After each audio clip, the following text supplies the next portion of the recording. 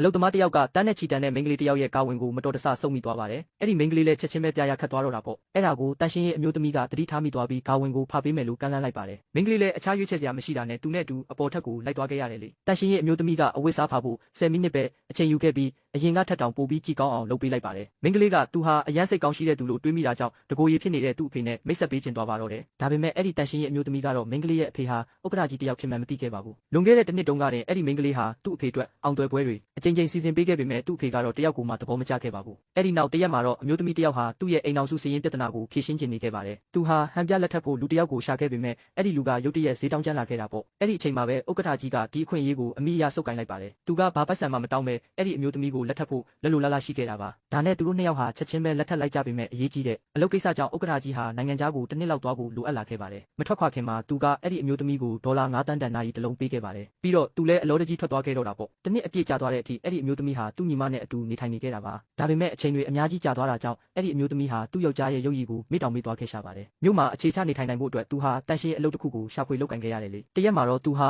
မြေးဖြစ်သူရဲ့မွေးနေ့ပွဲအတွက်ဟိုတယ်ကိုရောက်လာခဲ့ပါတယ်။သူဟာတစ်နှစ်ပတ်လုံးအလုပ်လုပ်ပြီးရလာတဲ့ပတ်စံတွေနဲ့မြေးလေးအတွက်ရွှေလက်ကောက်တကွင်းဝယ်ပေးခဲ့တာပါ။သူကပျော်ပျော်ရွှင်ရွှင်နဲ့မြေးလေးကိုဝတ်ပေးဖို့လုပ်တဲ့အချိန်မှာပဲမမျှော်လင့်ပဲသူ့ချွေးမကသူ့ကိုအတင်းတိုးထုတ်ပစ်လိုက်ပါတော့တယ်။ချွေးမဖြစ်သူကဒီတန်ရှင်းရေးသမားဟာညစ်ပတ်တယ်လို့ထင်တာကြောင့်သူ့ကလေးနာမကပ်ဖို့အဲ့ဒီအမျိုးသမီးကိုတတိပေးလိုက်ပါတယ်။အဲ့ဒီအမျိုးသမီးကလည်းလေတံပြော့ပြော့နဲ့ပဲသူဟာမြေးလေးကိုလက်ဆောင်ပေးခြင်းယုံတက်ပါလို့ပြန်ပြောရှာပါတယ်။ဒါပေမဲ့ဒါကိုကြားလိုက်ရတဲ့ချွေးမဖြစ်သူကတော့အယမ်းပဲအံ့ဩသွားခဲ့တာပေါ့။သူကဒီအမျိုးသမီးဟာရွှေဝယ်နိုင်စရာအကြောင်းမရှိဘူးလို့တွေးပြီးပတ်စံခိုးလာတာဖြစ်မယ်လို့တန်တရားဝင်သွားပါတယ်။ချွေးမဖြစ်သူကအဲ့ဒီအမျိုးသမီးရဲ့အိတ်ကိုစွတ်အတင်းစစ်ဆေးဖို့လုပ်နေတဲ့အချိန်မှာသူ့ရဲ့သားရင်းကတောင်ဝင်မကူညီပေးခဲ့ပါဘူး။ပြီးတော့ချွေးမဖြစ်သူကအိတ်ထဲကပစ္စည်းတွေအကုန်လုံးကိုကျမ်းပြင်ပေါ်တွန်းချလိုက်တဲ့အခါမှာတော့ဥက္ကဋ္ဌကြီးပေးထားတဲ့နာယီပါပြုတ်ကျလာပါတော့တယ်။ချွေးမဖြစ်သူလည်းကျမ်းပြင်ပေါ်ကနာယီကိုကောက်ယူကြည့်လိုက်တာပေါ့။သူကဒီအမျိုးသမီးဟာနာယီကိုလည်းခိုးလာတာလို့ထင်သွားပြန်ပါတယ်လေ။အဲ့ဒီအချိန်မှာဟိုတယ်မန်နေဂျာကအဲ့ဒီနာယီကိုမြင်သွားပြီးဒါမျိုးကိုဥက္ကဋ္ဌကြီးတယောက်ပဲပိုင်ဆိုင်မှန်းမှတ်မိသွားတာကြောင့်ဥက္ကဋ္ဌကြီးစီလူလွတ်ပြီးချက်ချင်းအကြောင်းကြားခိုင်းလိုက်ပါတယ်။ဥက္ကဋ္ဌကြီးလည်းဒါကိုကြားချင်းပဲအစည်းအဝေးကိုချက်ချင်းဖြတ်ပြီးဟိုတယ်ကိုအပြေးလွှာရောက်လာခဲ့ပါတော့တယ်။